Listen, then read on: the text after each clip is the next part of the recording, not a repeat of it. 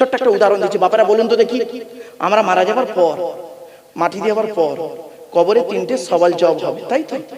আচ্ছা, হাদিস আছে বাবা, অস্বীকার করবেন না কেউ। মান রব্বুকা, মান নবিয়ুকা, তোর রব কে, তোর নবী কি, ওমা দীনুকা, তোর দ্বীন কি। এই তিনটে প্রশ্ন হবে। অনেকে বলেছে তোর রব কে, তোর নবী, তোর রব কে, আর তোর দ্বীন কি, আর মা হাজা রাসূল, এই লোকটা সম্পর্কে তোমার কি মতামত? রাসূলুল্লাহকে দেখানো হবে, এই লোকটাকে তুমি চেনো? তখন সে বলবে হা হাল আদরি, আমি চিনি না। আর যে মুমিন হবে সে বলবে হ্যাঁ, হাজা মুহাম্মাদুর রাসূলুল্লাহ সাল্লাল্লাহু আলাইহি ওয়াসাল্লাম, ইনি হলেন মুহাম্মদ সাল্লাল্লাহু আলাইহি ওয়াসাল্লাম। কিছু বুঝতে পারছেন বাবা? আচ্ছা, কবরে গেলে এই তিনটে প্রশ্ন হবে তো নাকি? আরে বাবা বলুন, নাকি একটা এক্সট্রা প্রশ্ন করবে, মা সিলসিলাতুকা, তো সিলসিলাটা কি? ফেরেশতারা বলবে নাকি যে তুই তাবলীগ না ফুরফুরা না বেরেলি না ওয়াহাবি না জামাত ইসলামী না আহলে হাদিস? তাহলে কবরে এই প্রশ্নটা হবে না, তাই তো নাকি? আরে ভাই বলুন না। আচ্ছা, হবে না। আচ্ছা, কোন আলেম পৃথিবীতে বলেছে আপনাদের যে কিয়ামতের মাঠে আল্লাহ এই প্রশ্ন করবে, তুই পৃথিবীতে তাবলীগ ছিলিস না ফুরফুরা না বেরেলি না ওয়াহাবি না জামাত ইসলামী না আহলে হাদিস? বলবে না। আল্লাহ যে প্রশ্ন, তাহলে যে প্রশ্নটা কবরে হবে না, যে প্রশ্ন কিয়ামতের মাঠে হবে না, ওরে মূর্খ, সেই প্রশ্নগুলো নিয়ে কেন পৃথিবীতে মারামারি করিস? অর্থাৎ যে প্রশ্ন কবরে হবে, যে প্রশ্ন কিয়ামতের মাঠে হবে, সেই প্রশ্ন নিয়ে মারামারি কর, লাভ হবে। কথাটা আমি কি বোঝাতে পারলাম?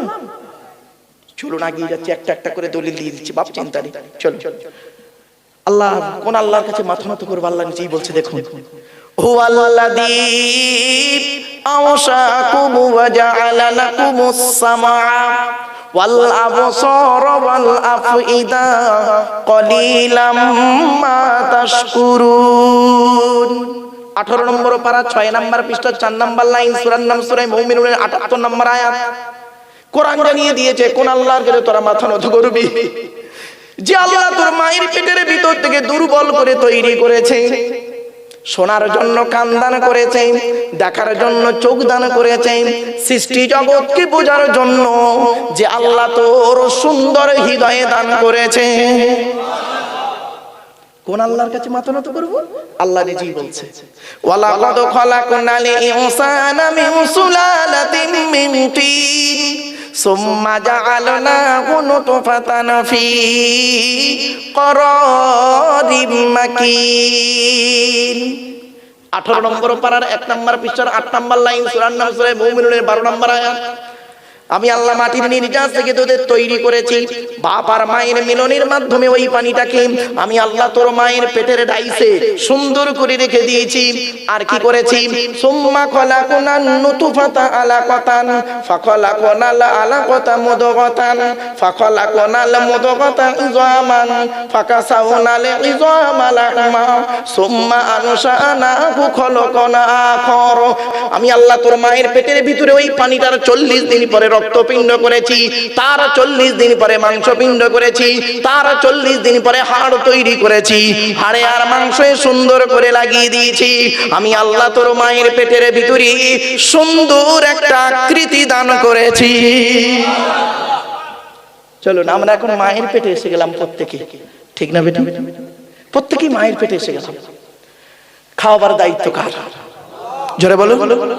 ওয়া মা মিন দাব্বাতিন ফিল আরদি ইল্লা আলাল্লাহি রিজকুহা ওয়া ইয়ালামু মুস্তাকাররাহা ওয়া মুস্তাওদাআহা কুল্লুন ফি কিতাবিম মুবিন। 12 নম্বর পারার 1 নম্বর পৃষ্ঠার 1 নম্বর লাইন, সূরার নাম সূরা হুদের 6 নম্বর আয়াত। আল্লাহ বলছে, এই পৃথিবীর জমিনে এমন কোন প্রাণী নেই রে যার খাবারের দায়িত্ব আমি আল্লাহ নিইনি। বান্দা একবার চিন্তা করে দেখিস, সকালবেলা প্রাণীগুলো খালি পেট নিয়ে বের হয়ে যায়, সন্ধ্যা যখন ঘনিয়ে আসে আমি আল্লাহ তাদের ভরা পেট নিয়ে আবারও বাসায় ফিরাইয়া দিই। যে আল্লাহ একটা হাতিকে খাওয়াতে পারে, যে আল্লাহ একটা পিঁপড়েকে খাওয়াতে পারে, যে আল্লাহ একটা ময়েল সাপকে খাওয়াতে পারে, সে আল্লাহ আমাকে আপনাকে খাওয়াতে পারে না? কিভাবে খাওয়াচ্ছে দেখুন, বাপেরা বাড়ি থেকে ভাববেন কিভাবে আল্লাহ খাওয়াচ্ছে দেখুন। আল্লাহ বলে, আব্দুল্লাহ গিলে মারুফ, এই আব্দুল্লাহ গিলে মারুফ, তুই যখন তোর মায়ের পেটের ভিতরে ছিলিস কি খাবারটা তুই খেলি? আমি আল্লাহ করলাম কি, তোর নাভির সঙ্গে মায়ের নাভিটা জুড়ে দিলাম। ইচ্ছা করলে মায়ের পেটের ভিতরে ওই পানিটাকে তোর মুখ দিয়ে খাওয়াতে পারতাম, কিন্তু না না না, ইন্নাল্লাহা ইউহিব্বুল মুতাতাহহিরিন, আমি আল্লাহ হলাম পবিত্র, তাই পবিত্রতাকে অত্যন্ত ভালোবাসি বলে মায়ের পেটের ভিতর থেকে তোদের প্রত্যেকের মুখগুলোকে পবিত্র করে পাঠিয়েছি একটাই কারণ, পৃথিবীর জমিনে এসে পবিত্র জবান দিয়ে আমি আল্লাহ, আমাকে আল্লাহ আল্লাহ বলে ডাকবি। যে আল্লাহ আমার আপনার মায়ের পেটের ভিতর থেকে মুখটাকে পবিত্র করে পাঠালো, কি হিন্দুর বাচ্চা, কি মুসলমানের বাচ্চা, কি দাড়িওয়ালা, কি বেদাড়িওয়ালা, কি শিক্ষিত, কি অশিক্ষিত, মায়ের পেটের ভিতর থেকে এসে এই পবিত্র জবানটা এনে এই নিচের জিনিসটা সব সময় মুখে লেগে আছে, ঠিক না বেটি? এই নিচের জিনিসটা সব সময় মুখে লেগে আছে, কথায় কথায় বলে দেখবেন। আর একটা কমন শব্দ বলে, শুনলেন? কথায় কথায় বলবে শালা, কথায় কথায় শালা বলবে। তুই কোথায় থাকিস বে শালা? মানুষ না শালা, অন্য কিছু শালা, পাগল কথা করে লেখাপড়া করে চাকরি পাবি, এ শালা বক্তা কি বলছে শালা বুঝতে পারিনি, চল ইয়া নবী সালাম আলাইকা শোনা আসবো, ঠিক না বেটি? এই তালবের সহায়কার লয়াকার সালাম, দন্তের সহায়কার লয়াকার সালাম, মোদানোর সহায়কার লয়াকার শালা, কশালা হলো মুরব্বী বলে 3 শালা। চলো বাবা একটা শালা ধরি। তালবে সহায়কার লয়াকার শালা, এ শালা মানে স্ত্রীর ভাই শালা নয়, ওটা হলো শ্যালক থেকে শালা। তালবে সহায়কার লয়াকার শালা শব্দের সঙ্গে যদি কিছু জুড়ে দেওয়া হয় মানে হয় কি শুনুন, পাঠশালা, কর্মশালা, ধর্মশালা। মাথায় কিছু ঢুকছে? এরপরে আল্লাহ বলে, বান্দা শোন, এই পৃথিবীর জমিনে তোর বাপ তোর কি ভালোবাসে, তোর মা তোর কি ভালোবাসে, তোর বাপ আর মায়ের থেকে আমি আল্লাহ তোরে লক্ষ গুণ বেশি ভালোবাসি। আচ্ছা আমি কি বললাম এক্ষুনি? বাম্মার থেকে সব থেকে বেশি কে ভালোবাসে? কে? প্রমাণ নেবেন? দেবো, এই প্রমাণটা দেবো কি? ধরে নিন বাবা, আপনাদেরকে একটা অনুরোধ করছি, একটু আগে এগিয়ে আসবেন বাবা। ফাঁকা ফাঁকা ফাঁকা ফাঁকা মতো আছে, তা কেমন লাগছে? আল্লাহর কোরআনের আলোচনা তো বাবা, একটু অনুরোধ করছি বাবা, একটু আগে আগে এসে বসলে ভালো লাগে। আসলে কি জানেন, কোরআনের আলোচনা শোনার লোক কম, আমি আগেই বলেছি, ওয়াজ শোনার লোক কম, আওয়াজ শোনার লোক বেশি। তো আমার বাপেরা যারা বসেছেন আশা করি তারা এখনো ওঠেননি কেউ, আমার কপাল, আলহামদুলিল্লাহ। চলো, আমি আপনাদের কি বলেছি, বাপ আর মায়ের থেকে বেশি কে ভালোবাসে, লক্ষ গুণ বেশি কে ভালোবাসে? আল্লাহ। একটা প্রমাণ দেবো? আরে ভাই বলুন না, শুনে নিন। বাপ আর মায়ের থেকে আল্লাহ পাক রব্বুল আলামিন লক্ষ গুণ বেশি ভালোবাসে। কিভাবে দেখুন। আচ্ছা আপনাদের এই গ্রামে এমন কোন বাপকে দেখেছেন? এমন কোন বাপকে দেখেছেন কি বলুন তো দেখি? স্ত্রীর পেটে বাচ্চা আছে, বাচ্চা এখনো হয়নি, 1 মাস বাকি। ক মাস বাকি? 1 মাস বাচ্চা হতে বাকি। কোন বাপকে দেখেছেন বাজার থেকে গিয়ে ল্যাকটোজিন 1, 2 দুধ কিনে ঘরে সাজিয়ে রাখতে? কারণ ছেলে এখন হয়নি, তা আনবো কি? বাপের ধারণা কর দুধ, ছেলে হোক, মায়ের দুধ ছাড়ুক, তারপরে বাজার থেকে এনে খাওয়াবো, ঠিক না বেটা? আল্লাহ বলে, আব্দুল্লাহ গির মারুফ, এই আব্দুল্লাহ গির মারুফ, তুই যখন তোর মায়ের পেটের ভিতরে ছিলিস, তোর বাপের বিশ্বাসটাই ছিল না ছেলে হবে কি মরবে কি বাঁচবে, সেজন্য তোর বাপ তোর জন্য আগে থেকে দুধ কিনে ঘরে সাজিয়ে রাখেনি। আমি আল্লাহ তোর বাপের মতো ওই রকম ভালোবাসি না। আমি আল্লাহ জানতাম রে, তুই যখন তোর মায়ের পেটের ভিতরে ছিলিস, আমি আল্লাহ জানতাম রে 10 মাস 10 দিন পরে পৃথিবীর মুখ যখন দেখবি, তোর নাভির সঙ্গে মায়ের নাভিটা কেটে দেওয়া হবে, দুধের প্রয়োজন হবে। তাই আমি আল্লাহ করেছি কি, তুই যখন তোর মায়ের পেটের ভিতরে ছিলিস, তোর মায়ের শরীরের 80 ফোঁটা রক্তকে ফিল্টার করি তুই আসার আগেই তোর জন্য তোর মায়ের স্তনের মোটাই দুধ আমি আল্লাহ আগেই পাঠিয়ে দিয়েছি। বন্ধুরে, মা কি জিনিস, বাপ কি জিনিস, জীবনে কোনোদিনই বড় বুড়ি বাম্মাকে কাঁদায়ও না, কোনোদিন বাম্মাকে কাঁদায়ও না বাপ। যাদের বাড়িতে বুড়ো বুড়ি মাম্মা বেঁচে আছে তাদের বাড়িতে আল্লাহর রহমত ঝুরি ঝরে পড়বে। আল্লাহর নবীদের পরই স্থান হলো বাপ আর মায়ের। আল্লাহর নবীদের পরই স্থান হলো বাপ আর মায়ের। অনুরোধ করে বলে যাচ্ছে, আল্লাহর কোরআনে আছে গো বাপ, আমি দলিলগুলো দিচ্ছি কোথায় কোথায় বাম্মার সেবা করতে হবে কোরআনে লেখা আছে শুনুন। আপনারা গুনতে শুরু করুন আর আমি বলতে শুরু করি। 1 নম্বর পারার 11 নম্বর পৃষ্ঠা 12 নম্বর লাইন, সূরার নাম সূরা বাকারা, ওয়াবিল ওয়ালিদাইনি ইহসানা, বাম্মার সেবা যত্ন করো। 2 নম্বর পারা 12 নম্বর পৃষ্ঠা 13 নম্বর লাইন, সূরার নাম সূরা বাকারা, ইয়াসআলুনাকা মাযা ইউনফিকুন কুল মা আনফাকতুম মিন খায়রিন ফালিল ওয়ালিদাইনি ওয়াল আকরাবিন। এই ছেলে মেয়েরা, সর্বপ্রথম টাকা পয়সা তোরা তোদের বাপ আর মায়ের পিছনে ব্যয় করবি, আল্লাহ খুশি হয়ে যাবে। আর ছেলে মাছের মাইনে পেয়ে ছেলে মানা না বউ না হুজুরের হাতে দিচ্ছে, হুজুর কোথাকারে, চাতুর কলঙ্ক ভণ্ড কোথাকারে, তুই তোর পিসাবকে আগে খাওয়াচ্ছিস। যত সব মূর্খের মতো কাজ। তোর জন্মদাতা বাপকে আগে দে, কোরআন বলছে। আচ্ছা আগে কোরআন না আগে পিসাবের কথা বলো বলো বলো। আল্লাহর কোরআনকে অস্বীকার করে। কোরআন বলছে ইয়াসআলুনাকা মাযা ইউনফিকুন। নবীর কাছে কিছু সাহাবী এসে বলছে, তাহলে আপনাদের বড়ি ঘটনাটা বলবো, হাতে সময় আছে বাবা? চলেন। আল্লাহর নবী, 1 মিনিট প্লিজ অ্যাটেনশন, চুপ করে খালি শুনে যান আপনারা। আল্লাহর নবী বসে আছেন সাহাবীদের নিয়ে। এমন সময় নবীর কাছে আসছেন একজন ব্যক্তি, এলাকার সবথেকে ধনী মানুষ। এলাকার, শুনেন বাবা শুনে নিন, এলাকার সবথেকে ধনী মানুষ লোকটা আসছে নবীজির সঙ্গে দেখা করতে। সাহাবীটার নাম কি শুনে নিন। 1 মিনিট বাবা, সাহাবীটার নাম শুনুন, আমর জামু। কি বললাম বাবা? নামটা একটু বলেন, উচ্চারণ করে।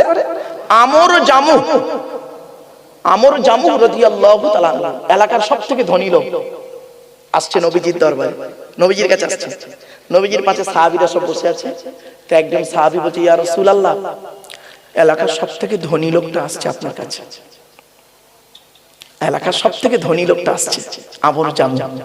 তো নবীজি বলছে, আচ্ছা বাবা আসতে দাও। এলো, আসার পরে সালাম করলো। নবীজি সালামের জবাব দিলেন। নবীজি বললেন, তাফাদ্দাল ইজলিস ফি হাযাল মাকান, বস। তার সাহাবীটা বসে আছে। কিছুক্ষণ পরে ওই সাহাবীটা নবীকে প্রশ্ন করছে, ইয়া রাসূলুল্লাহ, আমার একটা প্রশ্ন ছিল। বলো না, বলো বলো। তো বলছে, ইয়া রাসূলুল্লাহ, আল্লাহ আমার অনেক অর্থ দিয়েছে, টাকা পয়সা দিয়েছে। তা টাকা পয়সাগুলো কোথায় ব্যয় করে গেলে কিয়ামতের মাঠে একটু নাজাত পাবো? আপনি বলে দিন, আমি টাকা পয়সা সেখানেই দান করে চলে যাব। আচ্ছা, প্রশ্নটা আপনারা বুঝতে পেরেছেন? বুঝতে পেরেছেন? ব্যাস, উনি প্রশ্নটা করে বসে আছেন। কিছুক্ষণ পরে জিবরাইল এলেন। জিবরাইল এলেন, এসে এই আয়াতটা তখন নাজিল হলো। এই আয়াতটা নাজিল হলো। এই জন্য আপনাদের বলি বাবা, কোরআনের তাফসীর শুনতে গেলে যিনি কোরআনের তাফসীর করবেন তার 25 রকমের জ্ঞান থাকতে হবে, তবে সেই লোকটা কোরআনের তাফসীর করার যোগ্যতা রাখে। বাপেরা, অনুরোধ করে বলি বাপ, চলেন কোরআনের আলোচনা কি। আচ্ছা, কোরআনের পরিচয় তো আপনাদের দেওয়া হলো নি, কোরআনের পরিচয় দিইনি, নবীর পরিচয় দিইনি আপনাদের। তো যাই হোক, একটু পরে দিচ্ছি। আচ্ছা, কোরআনের পরিচয়টা দিয়ে দিই। কোরআন আল্লাহর তরফ থেকে জিবরাইলের মাধ্যমে হযরত মুহাম্মদ সাল্লাল্লাহু আলাইহি সাল্লামের উপরে আরবের মক্কা নগরের নিকটবর্তী একটি গুহা, গুহাটির নাম হলো হেরা। হেরা নামক গুহাতে 610 খ্রিস্টাব্দে 1 ফেব্রুয়ারি সোমবার, কত বললাম? কত বললাম? কত খ্রিস্টাব্দ? 610। কি বার? তারিখটা 1 ফেব্রুয়ারি, মনে থাকবে? 610 খ্রিস্টাব্দে 1 ফেব্রুয়ারি সোমবার কোরআন নাজিল হয়েছে। আর আজকের কত তারিখ? 2025 খ্রিস্টাব্দ আর 25শে জানুয়ারি, নাকি বাপ? 25শে জানুয়ারি কি বার? শনিবার। আজ বাড়ি থেকে মাইনাস প্লাস করবেন। 2025 25শে জানুয়ারি শনিবার, আর ওটা লিখবেন 610 খ্রিস্টাব্দে 1 ফেব্রুয়ারি সোমবার। কবে কোরআন নাজিল হয়েছে একদম তারিখ, সাল, বার সব বলে দিলাম। চলো চলো, কোরআনের প্রথম আয়াত হলো ইকরা, রিড, পড়ো পড়ো পড়ো। কোরআনে 82 জায়গায় আছে নামাজের কথা, আর 92 জায়গায় আছে লেখাপড়ার কথা। তো কোন সংখ্যাটা বেশি বাবা, 82 না 92? তাহলে লেখাপড়ায় পিছিয়ে কেন? এ মুসলমান, লেখাপড়ায় পিছিয়ে কেন? মুহাম্মদ সাল্লাল্লাহু আলাইহি ওয়াসাল্লাম এই জন্যই বলেছিলেন উতলুবুল ইলমা মিনাল মাহদি ইলাল্লাহ, দোলনা থেকে নিয়ে কবর পর্যন্ত লেখাপড়া শেখো। বাবা 1994 সাল থেকে ওয়াজ করছি, আজ আমি বয়সটা কচি নাই, সব পেকে গেছে, পাকা, এ সব পাকা। আমি মেহেন্দি করেছি বাবা, তাই একটু লাল হয়ে আছে, নইলে সব সাদা। এখনো পড়াশোনা করি, আমি এখন ছাত্র, 5টা ধর্মগ্রন্থের ছাত্র, এখন আমি একজন ছাত্র। সামান্য লেখাপড়া করে আমরা অহংকারে পেটে পড়ি, খবরদার নয় বাবা। পৃথিবীতে আল্লাহ পাক অহংকারকারীকে পছন্দ করে না, খবরদার নয় বাবা। চলুন এবার আসছি কোরআনে ইয়া আইয়ুহাল্লাযিনা আমানু আছে 88 জায়গায়। কত কত কত? কোরআনে আছে 250 রকমের হারাম। কত কত কত? 250 রকমের হারাম। বাবা মুরব্বি বাবাজি আসুন না স্টেজে, এখানে বসেন না বাবা, চেয়ারে সুবিধা হবে বাবা, আসেন না, চলে আসেন, বেচারা কষ্ট। বাবা যদি কারোর অসুবিধা হয় চেয়ারে অনেক চেয়ার আছে বাবা, স্টেজে চলে আসেন।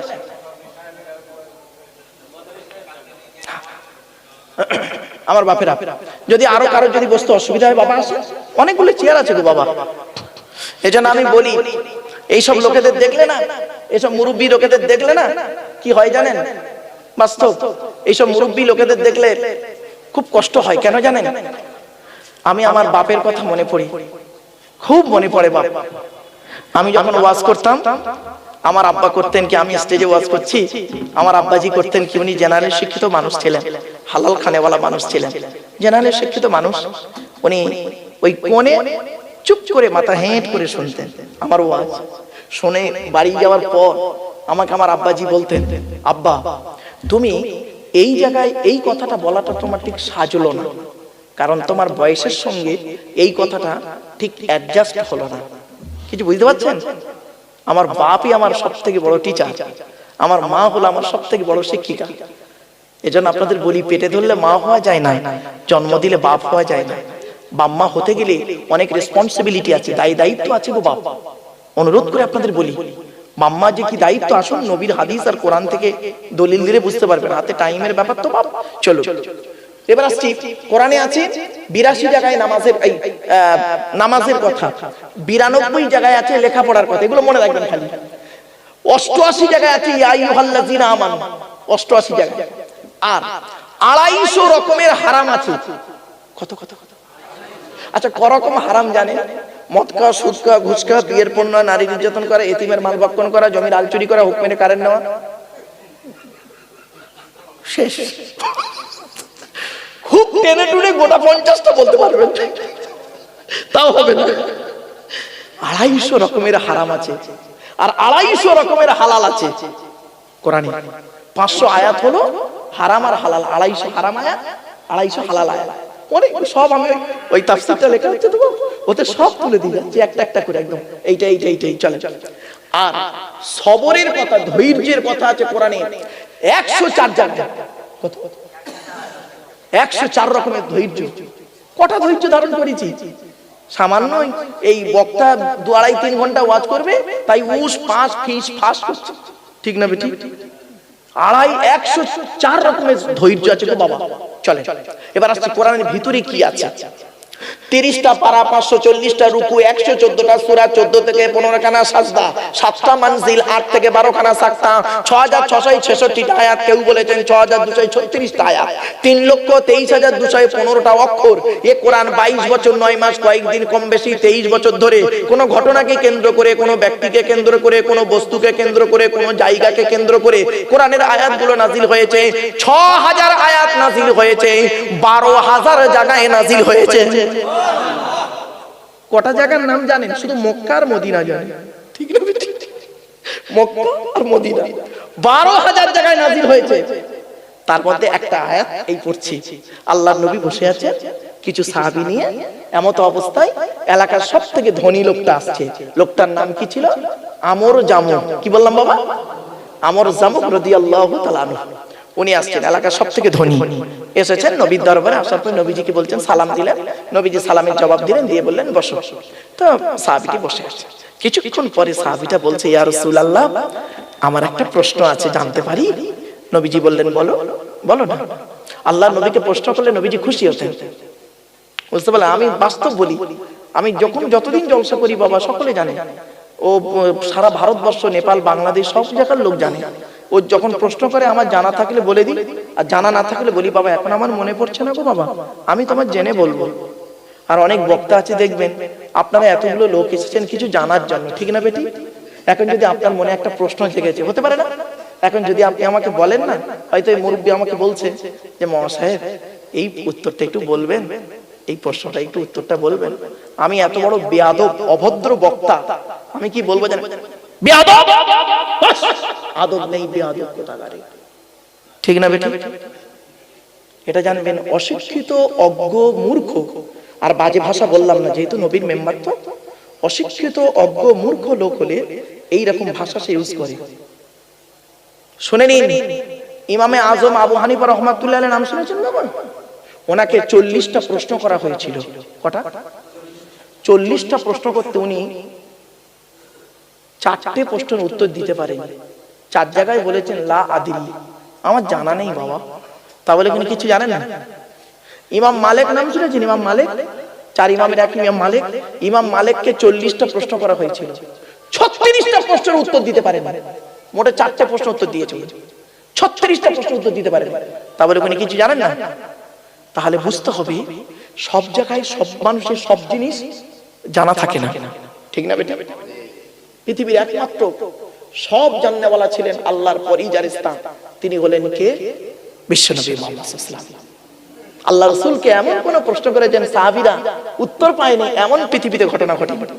বাস, নবীকে প্রশ্ন করলেই আল্লাহ তো উত্তরটা দিয়ে দিচ্ছে জিবরাইলের মাধ্যমে। বুঝতে পারছেন না?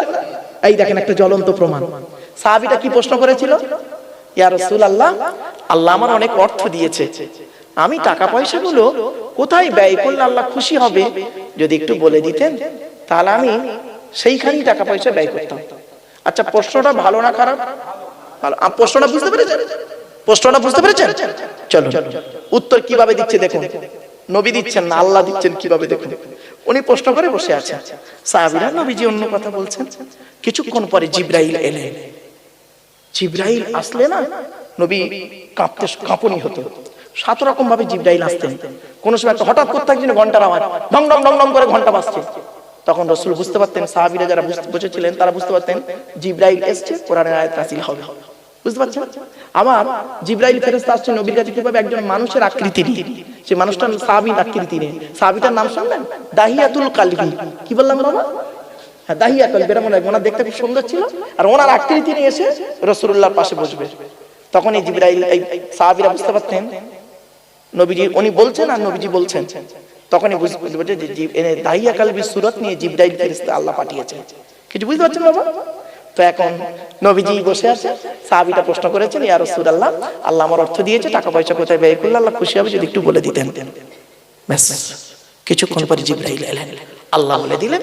জিবরাইল এলেন, আর ওই মুহূর্তে এই আয়াতটা নাযিল হলো, ইয়াসআলুনাকা মাযা ইউনফিকুন কুল মা আনফাকতুম মিন খায়রিন ফালিল ওয়ালিদাইনি ওয়াল আকরাবিন।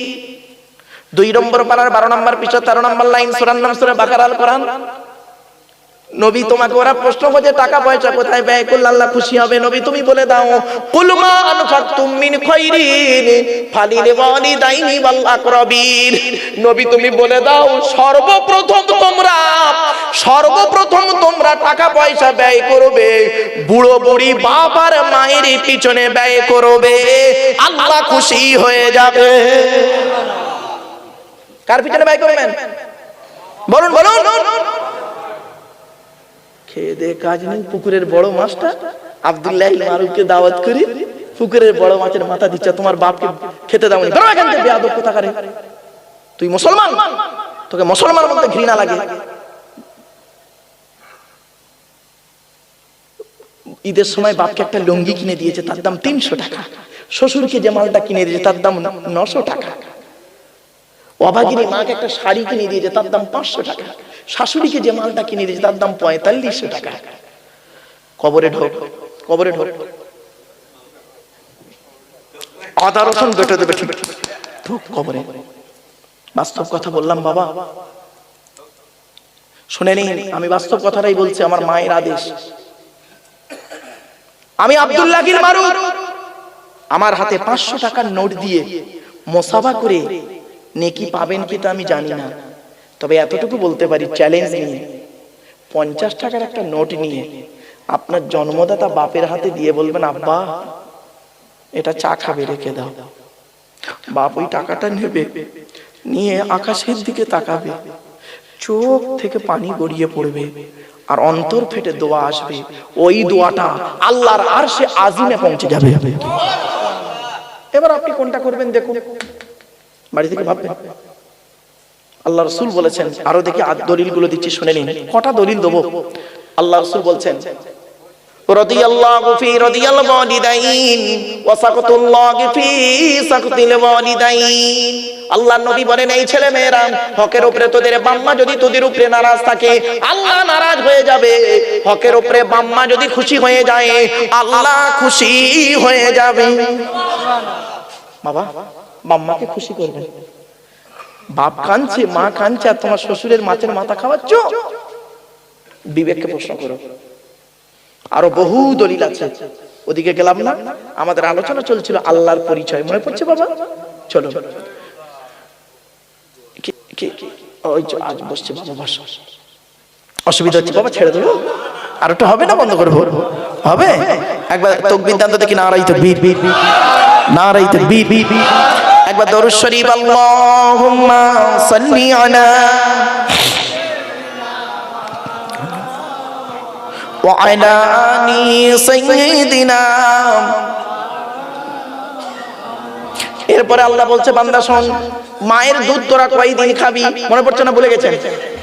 মায়ের দুধ তোরা কয়দিন খাবি? কোরআন বলছে, ওয়াল ওয়ালিদাতু ইরদিনা আওলাদাহুন্না হাওলাইনি কামিলাইন। 2 নম্বর পারা 17 নম্বর পৃষ্ঠার 1 নম্বর লাইন, সূরার নাম সূরা বাকারার মধ্যে আল্লাহ পাক বলে দিলেন, মায়ের দুধ তোরা 2 বছর পান করবি। ক বছর? ক বছর? ক বছর? আর এখনকার ডিজিটাল মা বেরিয়েছে কিছু, দেখবেন ডিজিটাল মা, ডিজিটাল মা। আচ্ছা সত্যি কথা বলুন তো, এই মুরব্বীদের জিজ্ঞাসা করুন, আমরা আমাদের মায়েদের দুধ খেয়েছি 2 বছর, ঘোড়ার দিন 3 বছরও খেয়ে নিয়েছি, ঠিক না বেটি? লাস্টে মা রেগে গিয়ে স্তনের বোঁটায় নিম পাতা দিয়েছে, ঠিক না বেটি? নিম পাতা দিয়েছে যাতে বাচ্চা ছেড়ে দেয়, তবুও খাচ্ছে। আর এখনকার মায়েরা দেখবেন, বাচ্চা 6 মাস দুধ খাওয়ায়, খাওয়ানোর পরে একটা করে ফিটার ধরিয়ে দেয় গালে। ওরে কি বলেন আপনারা? ওই ফিটার, ফিটার। হ্যাঁ, এই দেখেন ওই বস্তুটার কত রকম নাম শুনুন, পশ্চিম বাংলায় শুধু কত রকম জায়গার নাম শুনুন। আমরা বলি ফিটা, আরেক জায়গা বলে ঢোকা, আরেক জায়গা বলে মাইপোস, আরেক জায়গা বলে ভেটুল, আরেক জায়গা বলে ফুসফুস, আরেক জায়গা বলে বুট। একটা বস্তুর কতগুলো নাম, আপনারা কি বলেন? কি বলেন? ফিটার। আমরাও ফিটার বলি। আচ্ছা চলে। আচ্ছা এই ফিটারের মুখটা কিসের হয়? এই প্লাস্টিক নয়, রবারের। রবারের ছিদ্র কটা? একটা। কটা? একটা। একটাই ছিদ্র। আল্লাহ বলে, আব্দুল্লাহ গিল মারুফ, এই আব্দুল্লাহ গিল মারুফ, তুই যেদিন তোর মায়ের পেট থেকে এলি, সেই দিন আমি আল্লাহ তোর মায়ের স্তনের বোঁটায় যদি একটা ছিদ্র দিতাম, অতিরিক্ত দুধ তোর গালে আসতো, দম পেটে মারা যেতি। না না না, সেই দিন আমি আল্লাহ তোর মায়ের স্তনের বোঁটায় গুনে গুনে 32টা ছিদ্র দান করেছি। আস্তে আস্তে দুধটা খাবি, বড় হয়ে আমি আল্লাহ, আমাকে আল্লাহ আল্লাহ বলে ডাকবি। ভাবতে পেরেছেন কোনদিন? মনে রাখবেন, মায়ের ভালোবাসাটা আলাদা। ছোট্ট একটা উদাহরণ দিচ্ছি। ও বাবা, 2000। আচ্ছা, এখানে যারা বসে আছেন লজ্জা করবেন না কেউ, সত্য কথা বলুন তো, একটু দয়া করে হাতটা তুলবেন কাদের মা মরে গেছে অথবা বাম মরে গেছে অথবা বাম্মা দুজনে মরে গেছে। এটা হাত তুলুন না, লজ্জা লাগছে। বাম্মা মরে গেছে, হাত তুলতে লজ্জা লাগছে? মুসলমানের বাচ্চা, নামান নামান নামান। বাবা, আমিও বাম্মা হারা সন্তান। 2019 সালে অক্টোবর মাসের 3 তারিখে শুক্রবারে জুম্মার দিন 5:30টার সময় আমি আমার বাপকে হারিয়েছি। 2023 সালে জুন মাসের 28 তারিখ বৃহস্পতিবার বেলা 11:30টার সময় বগুড়া ঈদের দিন আমি আমার মাকে হারিয়েছি। আমি মায়ের জানাজা আমি পড়িয়েছি, কবরে আমি নেমেছি। বাপের জানাজা আমি পড়িয়েছি, বাপের আদেশ ছিল, মায়ের আদেশ ছিল। একটি মাত্র সন্তান, আমি কবরে নামিয়েছি। এই পৃথিবীর জমিনে সবথেকে সর্বশেষ আমার মরা বাম্মার মুখ যে দেখেছে সে হলো আমি। কেন, আমি কবরে মাথার দিকে নেমেছিলাম, আর লাস্টে আমি মুখটা খুলে ভালো করে ইসলামিক তরিকায় করে দিয়ে আমি লাস্ট মুখ দেখেছি। আমার পরে আর কেউ মুখ দেখে না। কিছু বুঝতে পারছেন? যে মাথার দিকে নামে সেই লাস্ট মুখ দেখে, ঠিক না বেটা? সেই দিন থেকে আজ পর্যন্ত আপনারা বলুন, আপনাদের বাম্মা মারা গেছে যেদিন, ওই যে মরা বাম্মার লাশটা শেষবারে দেখলেন, তারপর থেকে আজ পর্যন্ত ওই যে বাম্মার মরা লাশটা দেখলেন, মাটি দেওয়ার পর থেকে আজ পর্যন্ত আপনারা কোনোদিন পৃথিবীর অন্য কোনো মানুষকে অন্তর থেকে বাপ আর মা বলে ডাকতে পেরেছেন? পারিনি, আমি পারিনি। বন্ধু, শ্বশুর কোনোদিন বাপ হতে পারে না, শাশুড়ি কোনোদিন মা হতে পারে না। এই যুবক, শ্বশুর তোমার বাপ হয়েছে 20 বছর পরে তার মেয়ে দেওয়ার কারণে, শাশুড়ি তোমার মা হয়েছে 20 বছর পরে তার মেয়ে দেওয়ার কারণে।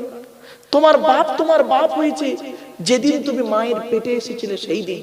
তোমার মা হয়েছে যেদিন তুমি মায়ের পেটে এসেছিলে সেই দিন।